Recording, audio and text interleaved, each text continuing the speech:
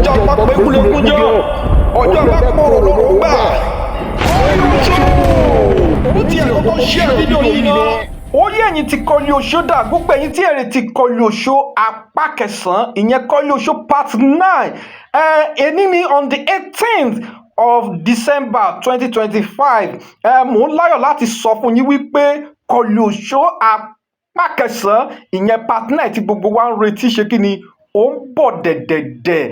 déètì wo ló máa jáde ẹ tiẹ̀ kọ́kọ́ máa ṣe fídíò yìí náà, gbogbo ẹ̀yin fáǹsì Kọ́lí Oṣó dà, gbogbo ẹ̀yin olólùfẹ́ wa yìí tí mo bá ṣe ń ṣe ẹ kọ́kọ́ máa ṣe fídíò yìí kẹ́ ẹ máa tẹ̀ sí comment section wípé drop Kọ́lí Oṣó part 9 nítorí pé kí ni Kọ́lí Oṣó part 9 ó ti ṣe kí ni ó ti wà ńlẹ̀ dẹ̀dẹ̀dẹ̀ fún gbogbo ẹ̀yin olólùfẹ́ Kọ́lí Oṣó part 9 ṣùgbọ́n nǹkan tá à ń wò ní wípé a fẹ́ kí Kọ́lí Oṣó part 8 a fẹ́ kó gbéra dáadáa, a fẹ́ káwọn èèyàn ṣe kí ni kó túbọ̀ wo Kọ́lí Oṣó part 8 dáadáa.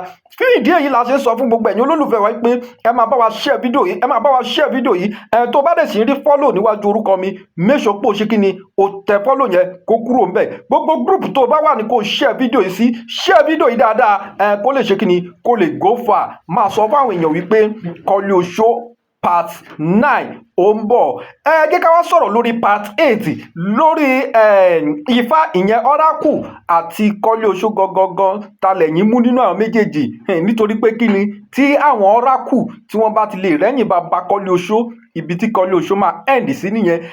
ojú wo lẹ̀yin wá fi ń wò ó, ṣe fẹ́ kí Kọ́lí Oṣó máa continue ni, ṣe fẹ́ kó ní 10, ṣe fẹ́ kó ní 11, ṣe fẹ́ kó dé 12, ṣe fẹ́ kó máa lọ bẹ́ẹ̀ ẹ jẹ́ ká mọ̀ ní comment section. ẹ dẹ̀ máa share fídíò yìí nítorí pé kí ni bẹ́ẹ̀ bá ṣe ń share fídíò yìí ló máa fún Kọ́lí Oṣó láǹfààní láti wò pé okay ó dàbí Kọ́lí Oṣó part 9 ó ti tó release. ẹ share fídíò yìí dáadáa. mo wá gbé àǹfààní kan wá fún gbogbo ẹ̀yin tí ẹ fẹ́ di producer, tí ẹ fẹ́ produce film, tí ẹ fẹ́ join producer group. ẹ jọ̀ọ́ producer nìkan ni o.